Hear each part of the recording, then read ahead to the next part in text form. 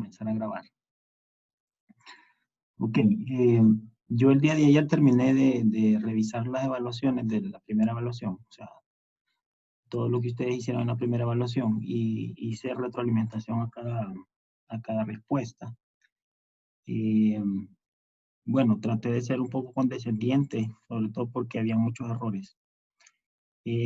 Voy a comenzar hoy, bueno, a terminar hoy la segunda evaluación, entonces yo les aviso igual, ¿verdad? Y lo mismo con las tareas, ahí vamos a ir avanzando esta semana. Si alguien tiene alguna observación o algo con relación a la retroalimentación, me lo hace saber, ¿verdad? Puede ser al chat o al número personal, no hay ningún problema. Bueno, miren, la idea de hoy es comenzar con el tema de ondas electromagnéticas. Entonces, voy a compartir pantalla. Y esta es la carpeta que ustedes tienen ahí, la carpeta compartida de la clase. Yo ahí subí, bueno, puse una carpeta que llamé Electromagnetismo Clásico y subí algunos libros que a mí me parece que les pueden ayudar mucho en este tema de ondas electromagnéticas. Sobre todo el tema de las ecuaciones de Maxwell, porque eso es algo que tuvieron que haber visto en 4.15. No podemos detenernos mucho en eso, vamos a hacer solo mencionar algunas expresiones, pero sí me gustaría que ustedes tomaran lectura de este libro. Por ejemplo, el Griffiths, Introducción a la Electrodinámica, aparece un tratamiento muy bueno sobre todo electricidad y magnetismo de forma con campos estáticos. Ahora, este otro libro que está también en la carpeta es muy bueno. Este es un libro que apareció de unas notas en esta universidad, en Brigham Young, y hay un capítulo que es el primero, que habla sobre electromagnetismo. Entonces sería muy bueno que se apoyaran de esta bibliografía, ¿verdad? Aquí lo hacen bien detallado, le ponen las figuritas, le ponen hasta fotografías de algunos notables ahí, ¿verdad? Y creo que lo hacen muy bien, similar a lo que trata el Wagner, ¿verdad? El libro de campos electromagnéticos. Entonces yo les aconsejo que le den un vistazo a esto, que anoten las ideas más importantes, porque nosotros vamos a vamos a describir las ecuaciones de Maxwell y vamos a partir de ahí, ¿verdad? Entonces, ¿cómo llegar a las ecuaciones de Maxwell? Eso sí, es importante que ustedes lo repasen. Eso es todo lo de 3.21 y 4.15. Ok, bueno, entonces para mí este libro está muy bueno, particularmente este libro, ¿verdad? Bueno, yo subí otros libros, el Panofsky-Phillips, que es más avanzado, y el Jackson, ¿verdad? Que es el clásico en posgrado para la parte electrodinámica, porque les va a servir para una tarea que voy a asignar, que es esta de acá, la segunda tarea de esta semana. Ok. Miren, yo lo que pretendo acá es partir de un video que yo subí el día de ayer, pues nos enfocamos más en hacer problemas y la idea era ver el tema de ondas en 3 dimensiones. Entonces, afortunadamente, yo había apoyado al profesor Maximiliano en una clase de óptica el periodo pasado y vi ese tema y grabé el video. Entonces, ahí en la carpeta, perdón, en el campus, yo subí ese video, ¿verdad? Al cual me estoy refiriendo. Aquí aparece señalado qué video es, ¿verdad? Entonces ya lo vamos a ver. Ese lo subí hoy. Es un video donde se explica el tema de ondas en 3 dimensiones y aparece el tratamiento para ondas en coordenadas esféricas y en coordenadas cilíndricas, ¿verdad? Entonces, a ver, ¿qué es lo que yo quiero acá? En la última parte del video se hace mención sobre la ecuación de onda diferencial en coordenadas cilíndricas. Ahí se van a dar cuenta ustedes cómo se deduce esa expresión que aparece acá, ¿verdad? Esa que aparece aquí escrita. Es muy fácil de hacerlo. Simplemente toma usted el laplaciano y lo expresa en coordenadas cilíndricas. La dependencia angular desaparece, así como la dependencia axial, o sea, el eje Z. Y entonces se llega a esa ecuación para una función de onda en coordenadas cilíndricas. ¿Qué es lo que yo pretendo con esto? Es que ustedes determinen las soluciones de esta ecuación diferencial. No lo van a hacer de cero. Es necesario que ustedes investiguen un poco en la bibliografía ya existente. Hay mucha información al respecto. Me imagino que en el curso de métodos ustedes vieron algunas cosas. Pero sí me interesa que lo investiguen y que hagan ustedes sus propias cuentas, ¿verdad? Para ver cómo poder reportar las soluciones de esa ecuación diferencial.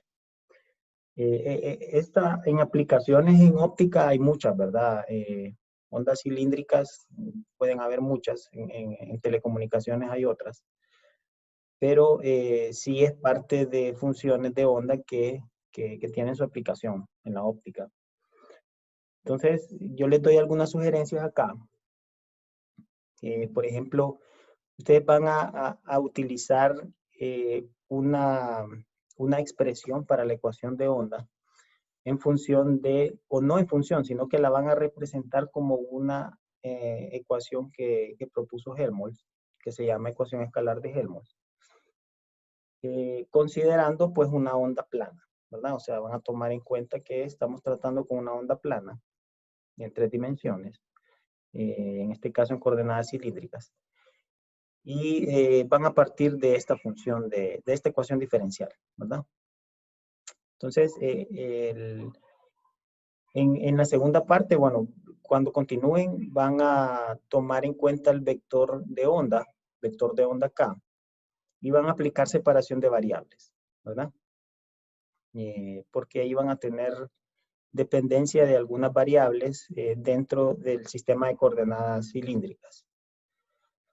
Bueno, esas son las soluciones a la ecuación de Helmholtz. Luego obtienen una ecuación diferencial con dependencia radial, la que interesa. La Pregunta. naturaleza de la expresión que está ahí encerrada en azul.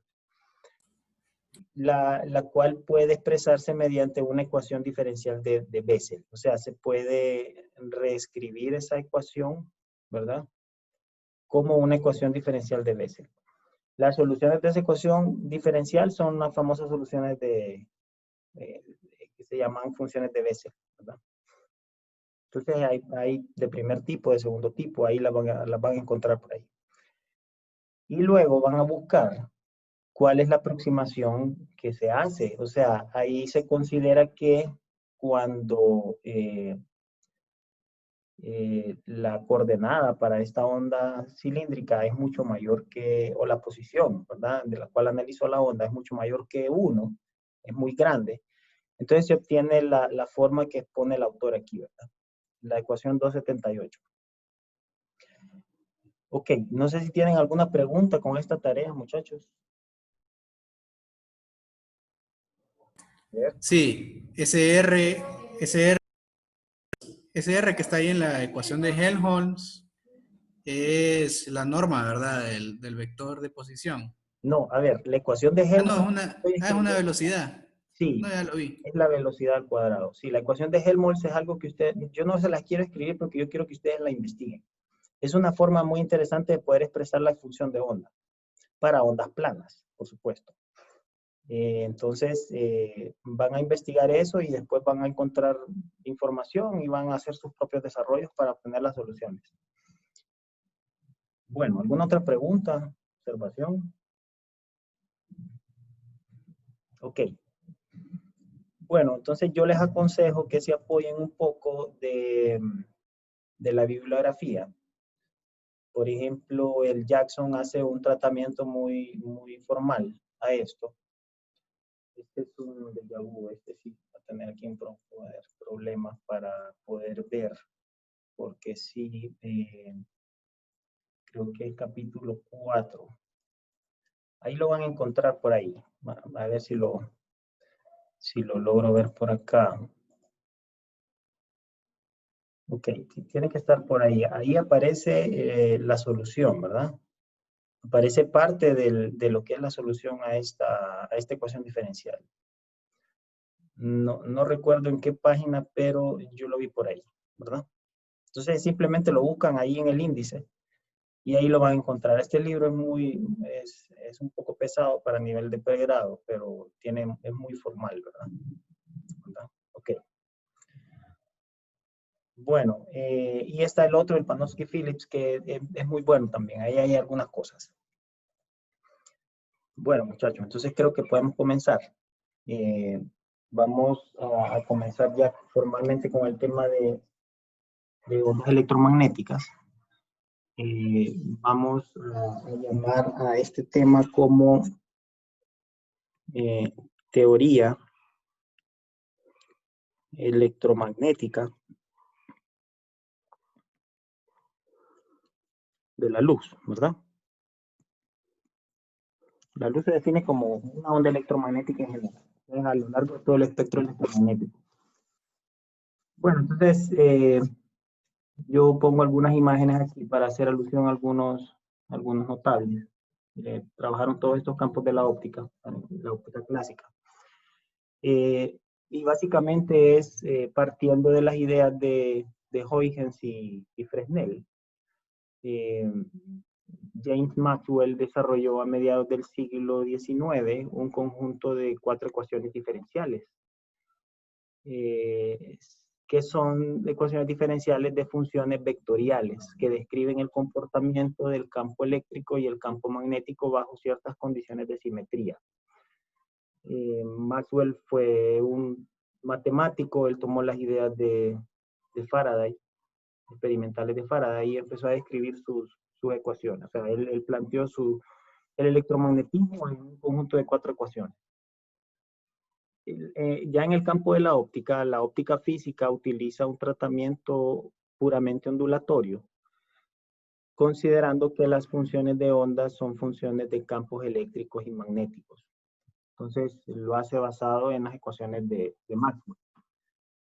Bueno, para hacer una pequeña reseña de esto, en física hay 2 tipos de descripción, que es mediante una naturaleza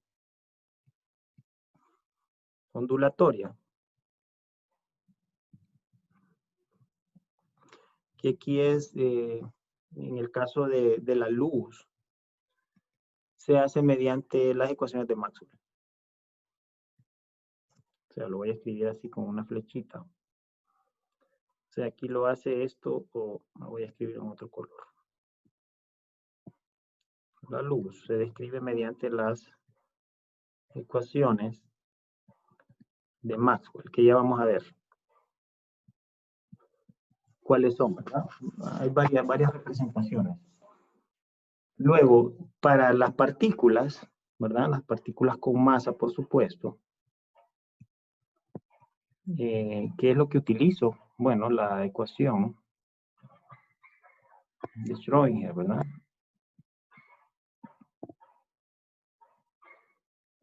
Esa obtiene funciones de onda para las partículas. Y estadísticamente yo describo el comportamiento de esas partículas, ¿verdad?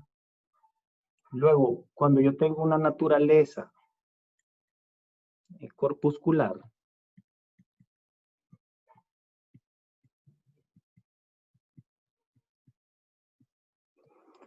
entonces el caso de la luz, ¿verdad? Se utiliza la famosa electrodinámica cuántica, con Dirac, con Feynman, muchos físicos notables que trabajaron esta área de la física, que es muy, muy buena, tiene resultados muy precisos.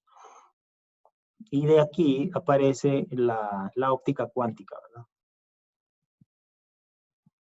Cuántica. Entonces se analiza la luz desde el punto de vista corpuscular. Se consideran a los fotones como los portadores de energía o los portadores de esta interacción electromagnética. Luego, para el caso de las partículas, pues ese es el tratamiento clásico de la mecánica clásica, ¿verdad? Clásica. Entonces ahí se establecen puntos de vista. Macroscópico para la luz en la naturaleza ondulatoria, microscópico para la naturaleza corpuscular en la luz, por decirlo así, ¿verdad? Y para el tema de las partículas, microscópico cuando se hace a nivel cuantizado y macroscópico cuando es mediante la mecánica clásica o la mecánica newtoniana, la de Galileo, la que todos conocemos, o la que estudiamos primero. Ok. Bueno, entonces, desde el punto de vista corpuscular, solo para mencionar algunas cosas, es importante hacer saber que el fotón, ¿verdad? Corresponde a una de las dos famosas partículas elementales, ¿verdad? A nivel de bosones. Es una partícula elemental que pertenece al gauge, al gauge bosons, ¿verdad?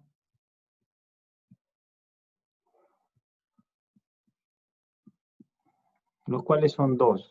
Básicamente el fotón y el gluón son los únicos dos que no tienen masa, ¿verdad? Se consideran como portadores de interacción. Entonces, el fotón, por supuesto, cuya masa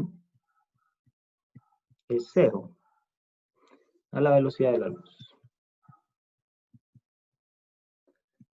A la velocidad de la luz. Bueno, hay algunas teorías que pretenden medir la masa del fotón a velocidades mucho menores a la de la luz, pero eso rompe muchas reglas. Entonces, no es posible. Ahí, si yo considero un poquito la relatividad especial, tengo esta ecuación que ustedes vieron por ahí en física moderna, que es la energía relativista, ¿verdad? Tengo la masa en reposo, entonces para el caso del fotón, esto se reduce a energía igual a momento por velocidad de la luz. Entonces ahí aparece la famosa expresión de Einstein cuando yo tengo masa en reposo, ¿verdad? Pero para el caso de la luz queda reducida a esa expresión. Entonces no es posible considerar una masa, o sea, la masa debe ser cero para el caso del fotón, ¿verdad? Y esa es una consideración muy importante. En base a esta expresión,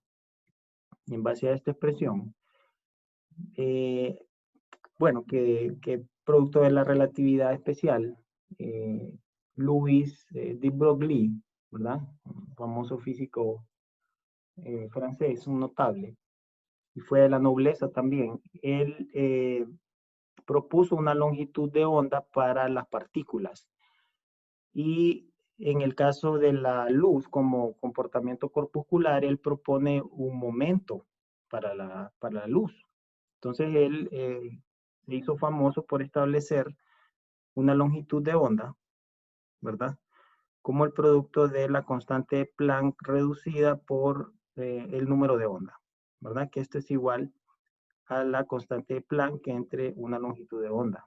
Y por eso se gana el Nobel, por esa descripción, ¿verdad? En 1929. Entonces, ese es un resultado muy importante que posteriormente tuvo evidencias experimentales y ahí aparece la difracción de electrones, ¿verdad? Que es un fenómeno que previamente se había observado solamente en la luz. Entonces, ya en partículas es posible manejar una longitud de onda por la dualidad que tiene la partícula también. Entonces yo les aconsejo acá que consideren, en este sentido, consideren acá creo que cometo un error. Y estoy hablando de momento, ¿verdad? Momento P. Considerar acá el problema 252 del hedge, ¿verdad? Este problema es muy bueno porque permite establecer una relación entre la longitud de onda que se puede calcular para una partícula en movimiento. O sea, qué dimensiones puede tener esa longitud de onda que estableció de Broglie. Bueno, ahora vamos a comenzar la parte de la teoría ondulatoria del electromagnetismo. Vamos a basarnos un poco en las ideas, o sea, voy a escribirlo acá, basado en el libro de campos electromagnéticos de Roald, bueno, voy a poner R nada más, Wagner, ¿verdad? Que ese libro lo conocen por ahí, es muy bueno. Básicamente en los capítulos, el 10, el 20, 21, ¿verdad? Y también considerar el apéndice número 1 del hedge. Y aparece algo relacionado con la teoría electromagnética de la luz. Básicamente las ecuaciones de Maxwell. Bueno, entonces vamos a comenzar acá con esto. No sé si tienen alguna pregunta, muchachos. A ver. Bueno, si no me interrumpen, ¿verdad? Bueno, entonces vamos a escribir acá las ecuaciones de Maxwell. En algunas de sus más formas comunes, ¿verdad? En el caso, para el caso de los campos, entonces sabemos que la divergencia del campo de desplazamiento es igual a la densidad de carga libre, ¿verdad? Y la divergencia de la inducción magnética es igual a 0. Entonces, acá, esto proviene de la ley de Gauss. Ese par de ecuaciones que están ahí. Luego, el rotacional del campo eléctrico es el negativo de la parcial de la inducción magnética con respecto al tiempo, ¿verdad? Vamos a separar un poquito acá. Y para el caso del campo magnético, el rotacional, campo H, ¿verdad? Campo magnético, es la densidad de corriente libre más la parcial de el campo de desplazamiento en función del tiempo. Y ambas son producto de la ley de Ampère. De la ley de Ampère, entonces yo encuentro la ley de Faraday. Entonces yo podría aquí reescribir esto. Ley de Ampère. Y ya darle su nombre a esta expresión. Ley de Faraday. Ok. Bueno, entonces, por supuesto, cuando hay campos que tienen dependencia espacial y temporal, que es el caso más general. Bueno, entonces ahora recordar. Vamos a escribirlo en azul. Recordar lo siguiente. ¿Qué es la corriente de desplazamiento? Que, bueno, la corriente de desplazamiento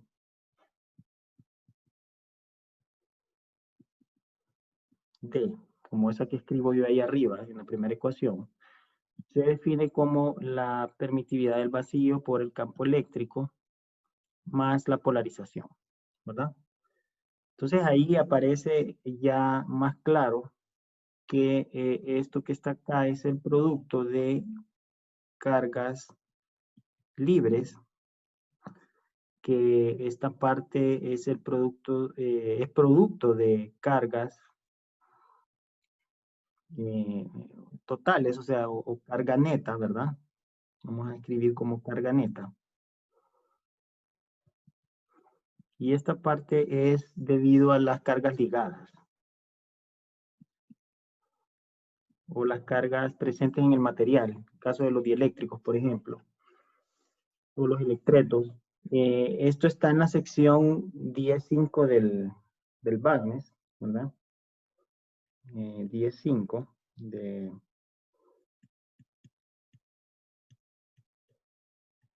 Ahí lo pueden revisar. Simplemente tomando la idea, cuál es la definición de esa corriente de desplazamiento, ese campo. Luego el campo magnético, el campo H,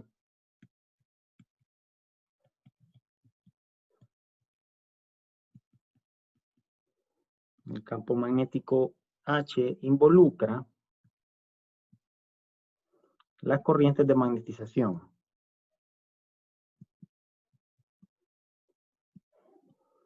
Magnetización. Y corrientes libres.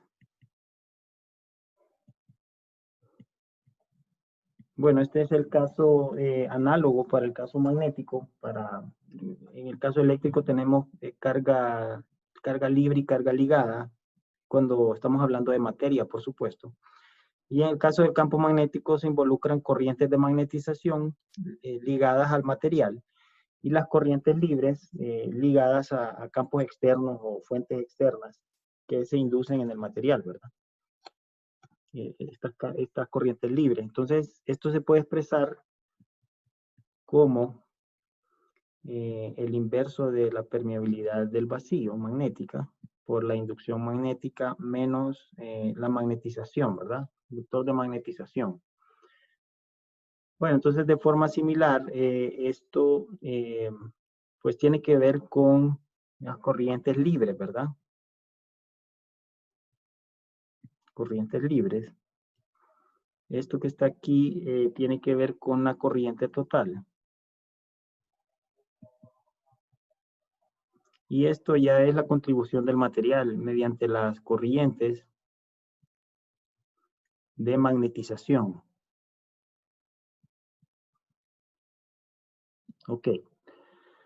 Bueno, esto está por ahí en la sección 24. 24 del mismo libro, ¿verdad?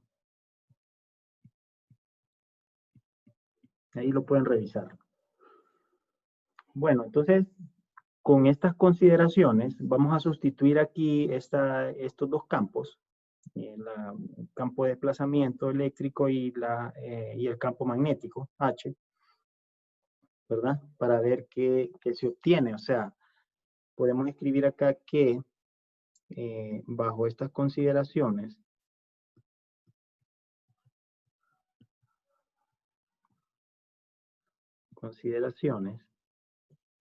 y vamos a correr un poquito esto para abajo, que lo voy a utilizar después. Ok, bajo estas consideraciones entonces podemos expresar las siguientes expresiones. Vamos a ver, tenemos que el caso del campo eléctrico sería la divergencia del campo eléctrico es igual al inverso de la permitividad del vacío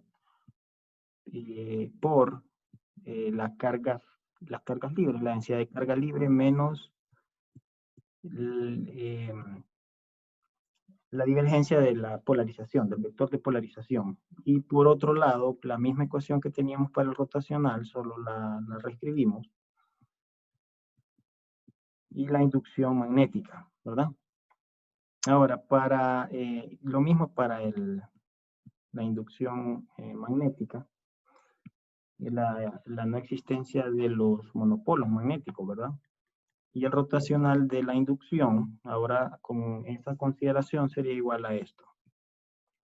La permeabilidad por la densidad de corriente libre más el rotacional de la magnetización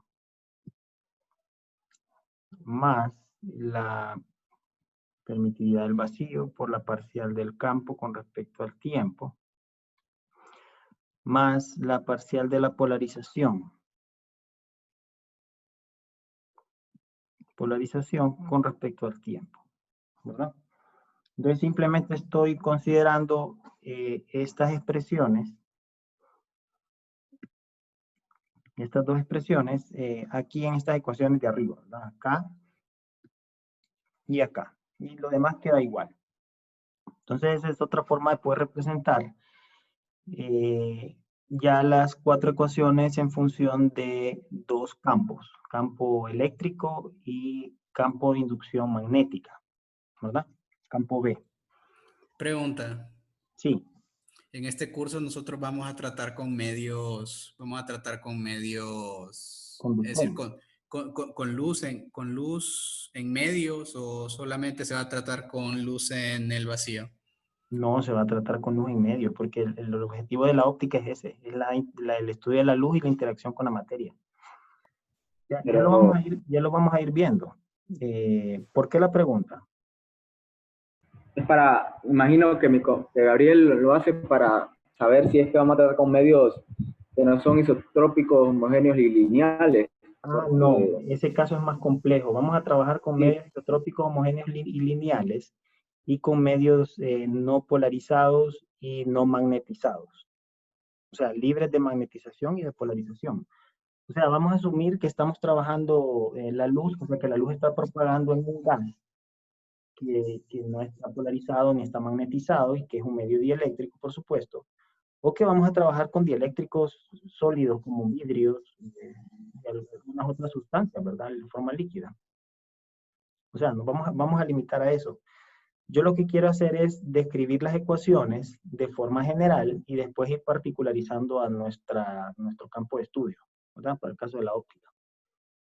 Ok, no sé si hay alguna otra pregunta. Bueno, muchachos. A ver, estas ecuaciones ustedes las pueden encontrar ahí en el mismo libro. Estas son las ecuaciones de Maxwell, o serían las ecuaciones de Maxwell en su forma diferencial, ¿verdad? Que son ecuaciones diferenciales. Luego, estas se las puede encontrar, son las ecuaciones 2130 a la 2133. Capítulo 21, ¿verdad? Del mismo libro. Estamos hablando de Bagnes. Ahí aparecen en algunos libros, creo que ahí en el Hedge aparecen ahí en el apéndice. Y en los libros que he estado mencionando. Bueno, entonces vamos a considerar ahora, vamos a aplicar ahora, a ver, aplicando el teorema de la divergencia, que todos lo conocen, ¿verdad? Y el teorema de Stokes. Uno tiene que ver para un volumen y otro para una superficie, ¿verdad? Entonces con esto se tiene lo siguiente. Vamos a integrar, ¿verdad? Y vamos a considerar estos ambos teoremas. Vamos a integrar en todo el espacio. Al final vamos a poder representar esas cuatro ecuaciones que tengo aquí arriba de la siguiente forma. Vamos a ver. Perdón, vamos a utilizar esta forma de acá. O sea, me refiero a esto, ¿verdad? Vamos a hacer integración acá en todo el espacio, de tal forma que vamos a obtener lo siguiente. sobre una superficie cerrada, ¿verdad? El campo de desplazamiento eléctrico va a ser igual a la carga neta, ¿verdad? El volumen. Luego la integral cerrada a lo largo de una trayectoria para el campo eléctrico va a ser igual al negativo de la integral de la superficie, ¿verdad? Toda la superficie que encierra ese contorno para la parcial del campo con respecto al tiempo. Esto es área, ¿verdad? Definido por un vector normal para establecer una dirección de flujo de esas líneas de campo. Y eso es importante.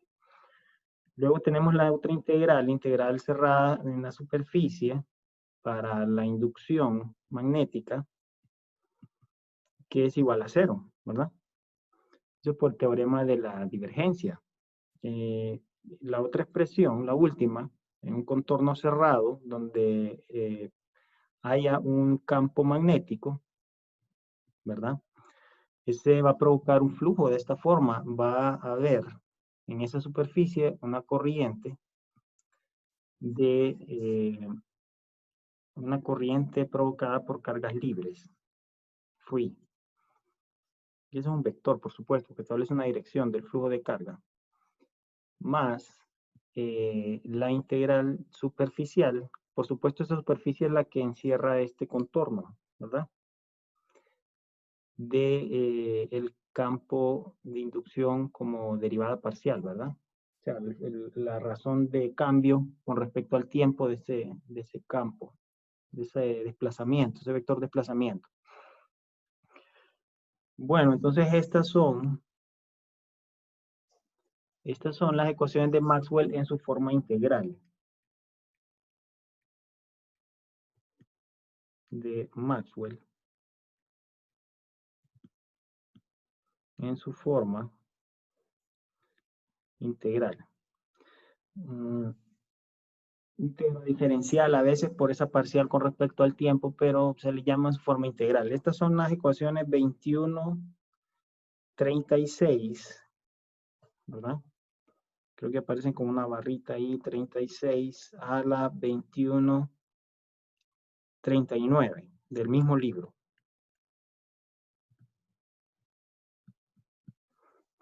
Ok. Entonces simplemente estoy integrando en todo el espacio estas expresiones que están acá, ¿verdad? Si quieren vamos a copiar esto acá para que no haya ninguna confusión. Y lo vean ahí a la par, ¿verdad? A ver qué fue lo que pasó acá. Creo que me aparece aquí algo que no. Vamos a ver si me caben acá. Me parecen más grandes. A ver, no quiere reducirse esto de tamaño aquí. Bueno, lo voy a pegar aquí a la par para que ustedes lo vayan viendo. Simplemente se aplican las integrales, ¿verdad? Que tienen esas expresiones. No sé si hay alguna duda, muchachos, hasta ahora. Ok. Bueno, a ver, ¿qué más podemos decir acá? Vamos a correr esto que tengo aquí. A ver, me está dando problemas esto aquí.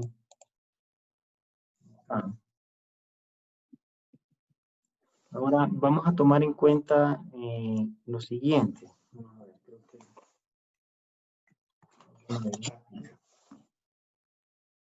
A ver. Ahora, vamos a considerar medios dieléctricos no magnéticos. Vamos a comenzar a limitar nuestra región, ¿verdad? De estudio. Considerando en este caso medios dieléctricos, no magnéticos, por supuesto,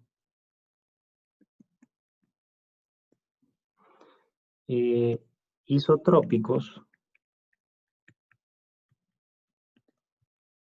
homogéneos y lineales, que es el caso más simple. O sea, no hay anisotropía, ni hay no linealidad. No polarizado, ¿verdad? Ya en ausencia de cargas dipolos ahí en la materia. Entonces, con esto se tienen las siguientes expresiones, partiendo, por supuesto, de estas que yo tengo acá, ¿verdad?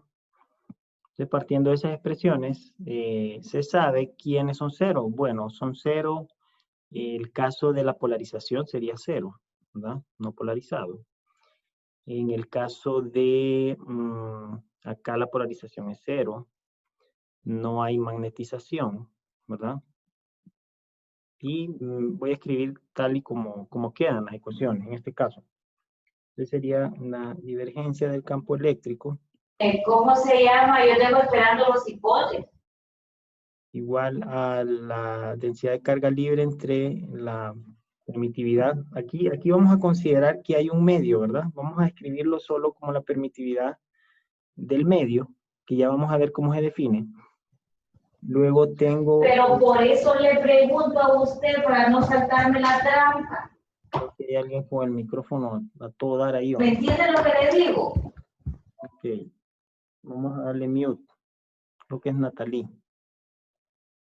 Ok. ¿Alguna pregunta, muchachos? Bueno. A ver. Rotacional del campo eléctrico es igual a menos la parcial del campo, bueno, inducción magnética con respecto al tiempo. Y el rotacional de la inducción magnética sería igual a la permeabilidad del material por la conductividad, ¿verdad? Por el campo eléctrico más la permeabilidad del material por las corrientes libres, otras corrientes libres, que ya vamos a ver qué es eso, más el producto de la permeabilidad por la permitividad por la parcial del campo en función del tiempo. Bueno, entonces ya vamos reduciendo nuestras ecuaciones de Maxwell a la parte de materiales no magnéticos no polarizados, ¿verdad? Ya tenemos unas ecuaciones un poco más resumidas. Ahora... Le falta igualar la ley de Gauss para el magnetismo, igual a cero. Perdón, faltó aquí, ¿verdad? Igual a cero. Gracias. Bueno, entonces, ¿qué es lo que sucedió acá? Bueno, lo vamos a ir anotando. Acá se ha considerado lo siguiente. Vamos a ver qué es lo que se ha considerado para llegar a esas expresiones. Se ha considerado que, bueno, se utiliza la ley de Ohm, ¿verdad? Es igual a la conductividad por el campo eléctrico. Eso lo vieron por ahí en Física 200. Ley de Ohm. Donde esta cantidad ya sabemos que se llama conductividad. Es una constante de proporcionalidad que tiene unidades. Las unidades son Siemens por metro, es decir, esto sería 1 entre ohmios por metro también, ¿verdad? Y esa es la conductividad, que en este caso sería del medio como tal. Entonces, eso lo consideramos y lo hemos tomado en cuenta para poder representar esta parte de esta ecuación. Bueno, si recuerdan, para hablar un poquito sobre esto, también se puede escribir el campo eléctrico utilizando la ley de Ohm en función de la resistividad ρ, ¿verdad? Esa es la corriente, densidad de corriente libre. Esta se define entonces como la resistividad del medio. Y se mide en ohmios por metro, ¿verdad? En SI. Ahora, yo podría también escribir que la densidad de corriente libre, en función de ello, es igual a pues a la ley de Ohm, más una contribución que voy a denominar, y que también lo hace el libro por ahí, como corrientes libres provenientes de otras fuentes. Corrientes libres provenientes de otras fuentes. Y esto lo hace para un caso más general, y esa es la expresión que aparece aquí, ¿verdad? Eso es muy importante tomarlo en cuenta, porque en ingeniería eléctrica se toma muy en cuenta ese tipo de corrientes, ¿verdad? Dependiendo del fenómeno que ocurre bajo ciertos efectos externos. Bueno, entonces adicionalmente hay que recordar lo siguiente.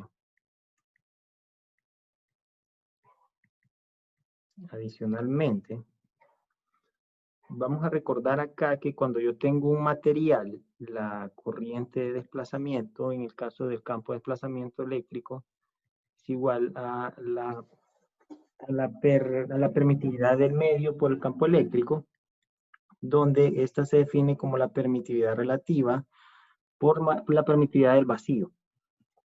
Y la permitividad relativa se define como 1 más la susceptibilidad eléctrica del medio. Entonces por ahí aparece el índice de refracción, más adelante lo vamos a ver.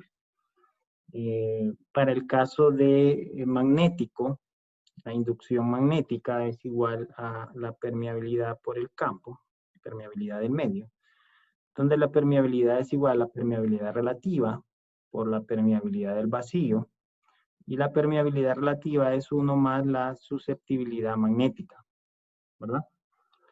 Y ahí aparecen fenómenos de diamagnetismo y paramagnetismo.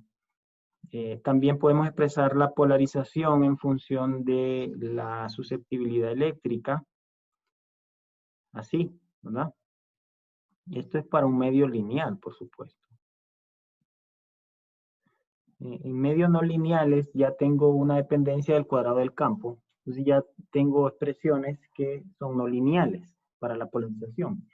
Y eso es lo que estudia la óptica no lineal, ¿verdad? Yo estoy trabajando con un muchacho con estas cosas mediante una técnica que se utiliza para medir estos coeficientes no lineales de la polarización. La magnetización, de forma similar, sería el producto de la susceptibilidad magnética por el campo magnético, ¿verdad? También en un medio lineal. Ok, entonces acá para recordar, esto es la susceptibilidad eléctrica, que esto se denomina más convenientemente como dieléctrica, ¿verdad? Porque se refiere a dieléctricos, y eso lo que me da a mí es un grado de polarización en respuesta a un campo externo, ¿verdad? O sea, establece un grado de polarización. ¿Cuánto se polariza? En función o bajo el efecto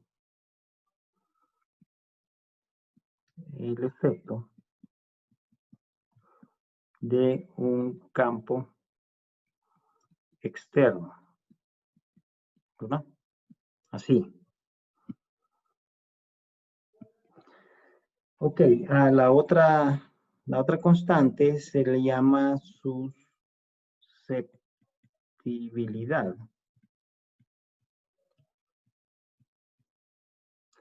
magnética,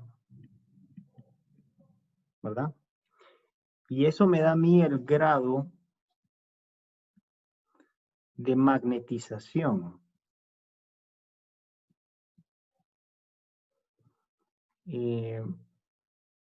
Bajo el efecto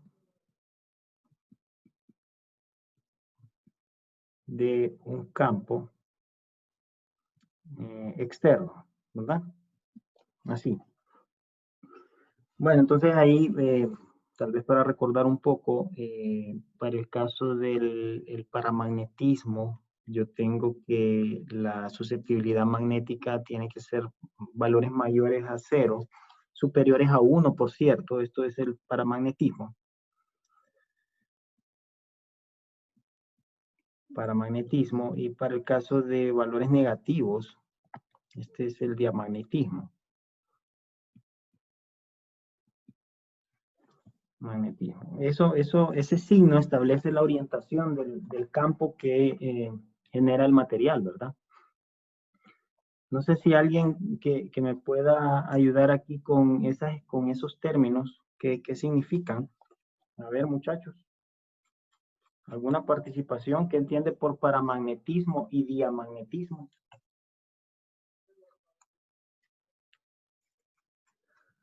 A ver, ¿alguien? Ok. Bueno, en ese sentido, yo pues estoy utilizando acá esta figura. La figura que encontré por ahí, es muy interesante. Que establece que es el paramagnetismo, bueno, el ferromagnetismo, paramagnetismo, ferrimagnetismo y antiferromagnetismo. No está el diamagnetismo, pero básicamente el diamagnetismo es la oposición, o sea, el campo magnético, es un campo magnético en oposición a un campo externo, que ese campo magnético lo genera el material, ¿verdad? Y eso ocurre en temperaturas superiores a las de Curie, ¿verdad? Para los casos de los materiales ferromagnéticos, que obedecen a la ley de Curie. Para el paramagnetismo es cuando yo tengo una orientación de un campo que genera el material en la misma dirección que el campo aplicado, el campo externo aplicado, ¿verdad? El ferromagnetismo de forma similar se induce un campo en el material en la misma dirección que el campo externo. Y el antiferromagnetismo de la misma magnitud que el campo externo, se induce uno en el material, pero en dirección opuesta, ¿verdad? Así. El ferrimagnetismo es cuando el campo que genera el material es opuesto, pero de menor magnitud. Entonces, esa figura sirve mucho para poder entender esto. Ahora, vamos a considerar ahora el caso de ausencia de fuentes de carga. Ahora vamos a reducir más nuestro problema. Entonces vamos a tomar acá la idea siguiente. Considerando ahora el caso en ausencia de fuentes de carga. O sea, yo voy a tener un medio sin fuentes de carga y fuentes de corriente.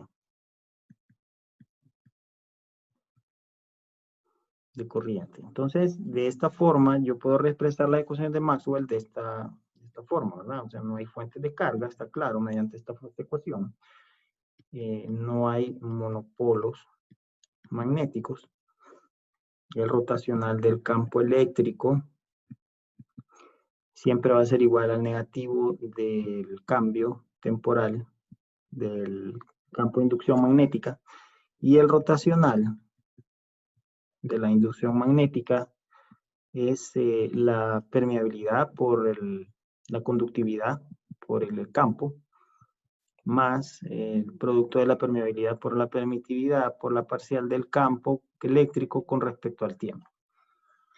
Entonces, al final vamos a partir de estas expresiones para poder comenzar el tratamiento de las ondas electromagnéticas planas.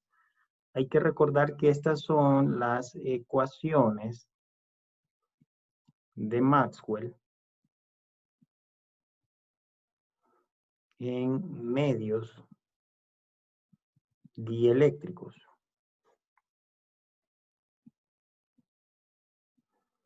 No polarizados ni no magnetizados. Isotrópicos, homogéneos y lineales, ¿verdad? Entonces, eso se limita al caso pues, más general para un medio dieléctrico. Ahora, para comenzar la descripción de las ondas electromagnéticas, vamos a comenzar a hacerlo hoy, mañana lo vamos a continuar, pero vamos a comenzar con unas ideas. Ondas electromagnéticas planas. Entonces vamos a hacer algo. Vamos a considerar las expresiones que dependen del tiempo en las ecuaciones de Maxwell, o sea, esta y esta, ¿verdad? Y vamos a aplicar rotacional en ambos lados, o sea, vamos a aplicar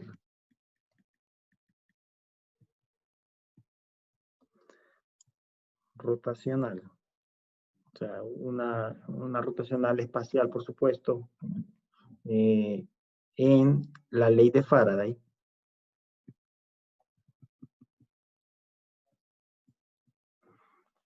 Que sería rotacional del rotacional del campo, que esto va a ser igual al rotacional de el negativo de la variación de la inducción con respecto al tiempo, inducción magnética.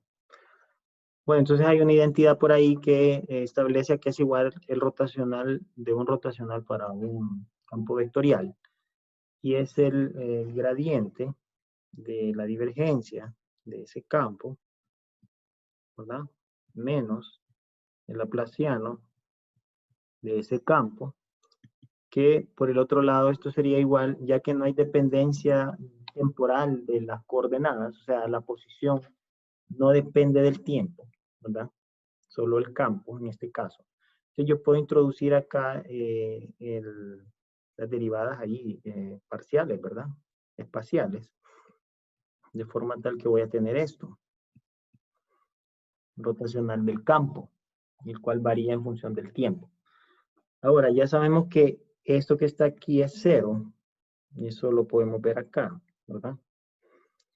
Y también podemos sustituir el rotacional del campo como esto que está aquí con la segunda ecuación, o sea, la permeabilidad por la conductividad por el campo más la permeabilidad por la permitividad por la variación temporal del campo, ¿verdad? Entonces ahí tenemos una de las expresiones. Y vamos a finalmente escribir, finalmente. Entonces tenemos que el laplaciano del campo eléctrico, los signos se cancelan, ¿verdad? Si se fijan, se cancela.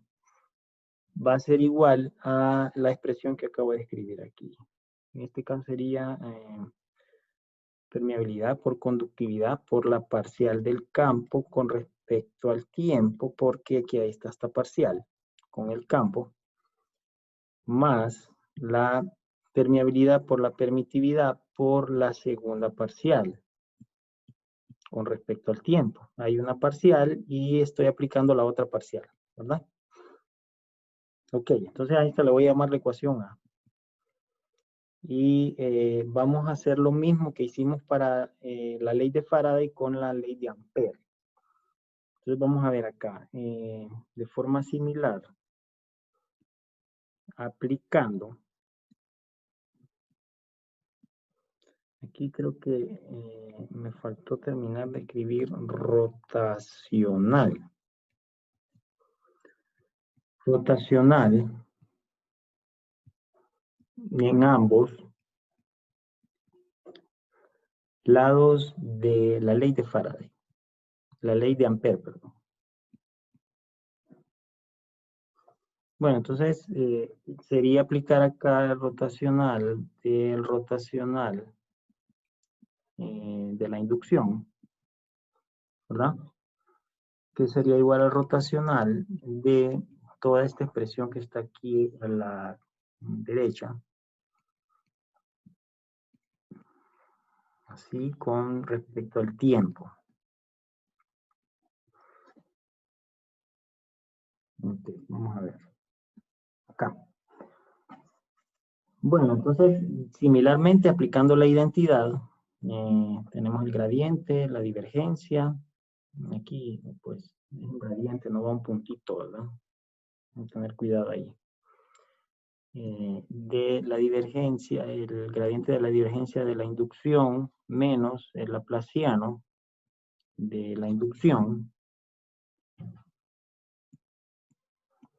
que es igual a, vamos a considerar que las coordenadas no dependen del tiempo, por supuesto. Vamos a introducir ahí el rotacional, escribiendo esto así. Rotacional del campo eléctrico más permitividad, permeabilidad parcial con respecto al tiempo del rotacional del campo eléctrico. Entonces aquí podemos identificar, por supuesto, que esto, la no existencia de los monopolos. Luego esto es el negativo de la parcial de la inducción con respecto al tiempo, ¿verdad? Esa es la ley de Faraday. Y acá de forma similar. ¿Ven? Con respecto al tiempo. Ok, entonces finalmente, acá. Entonces tenemos esta otra expresión para el campo. En este caso sería el campo de inducción, ¿verdad? Laplaciano. Sería igual a permitividad, permeabilidad, conductividad del medio por la parcial de la inducción con respecto al tiempo más permeabilidad, permitividad con respecto al tiempo, la derivada parcial, segunda, porque tengo dos derivadas acá, tengo esta y ya tengo esta aplicada. Bueno, entonces esta sería la ecuación B, ¿verdad? El signo menos se cancela igual, ¿verdad? El signo menos se cancela este con este con este.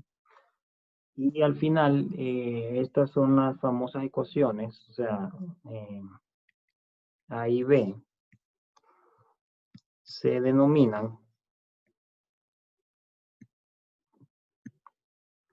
ecuaciones de la telegrafía. De la telegrafía, son utilizadas para campos de voltaje y de corriente, ¿verdad? Se pueden expresar en función de campos de voltaje y corriente. ¿Sí? Fíjese que eso que aparece ahí está bastante interesante. En electromagnetismo resulta que uno trabaja con esas ecuaciones y hay algo aquí que me parece extraño. ¿Sí?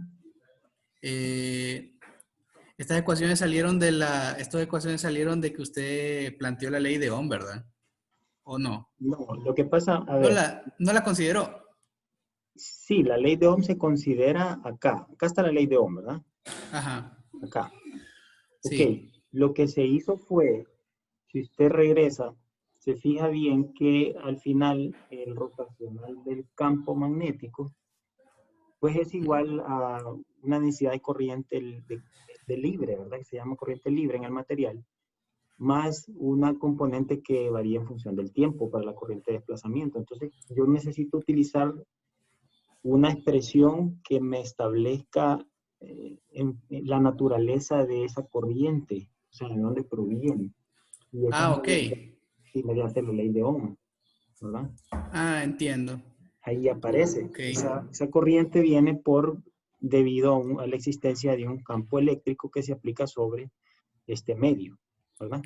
Es que lo que me acuerdo es que cuando uno modelaba guías de onda, Ah, sí, eh, eso cu- aparece por ahí también. cuando uno modelaba guías de onda, el campo quedaba, es decir, la información se movía en una dirección perpendicular a la oscilación de los campos.